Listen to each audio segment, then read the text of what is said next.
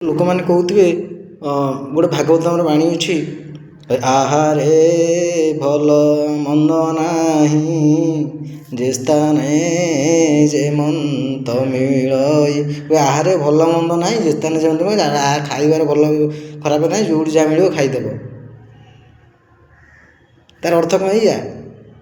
ଆହାରେ ଭଲ, ଆରେ ମଝିରେ ଯେଉଁ ସ୍ପେସ୍ ଦିଆହେଇଛି, ଟିକେ ବିରାମ ଛଡ଼ା ହେଇଛି, କାହିଁ ଦିଆହେଇଛି? ଆହାରେ ଭଲ ମନ୍ଦ ନାହିଁ, ଆହାର ଯାହା ଖାଇବ ଭଲ ଖାଇବ, ମନ୍ଦ ନାହିଁ। ଯେ ସ୍ଥାନ ଯେମନ୍ତ ମିଳଇ, ଏଇ ଯେଉଁ ଭଲ ଖାଦ୍ୟମାନଙ୍କ ମଧ୍ୟରୁ ଯେତେବେଳେ ଯେଉଁଠି ଯାହା ମିଳିବ ଖାଇବ। କେଉଁଠି ଶାଗ ପଖାଳ ମିଳିଲେ ଖାଇବ, କେଉଁଠି ପଲଉ ମିଳିଲେ ଖାଇବ, କେଉଁଠି ଭେଜ୍ ବିରିୟାନୀ ମିଳିଲେ ମାଛ ମାଂସ ଖାଇବ, ମଟନ୍ ଖାଇବ, ପନିପରିବା ଖାଇବ, ଯେଉଁଠି ଯାହା ମିଳେ, କେଉଁଠି ରାଜକୀୟ ଖାଦ୍ୟ ମିଳିଲା ଖାଇବ, କେଉଁଠି ନହେଲେ ନର୍ମାଲ୍ ଖାଦ୍ୟ ମିଳିଲେ ଖାଇବ।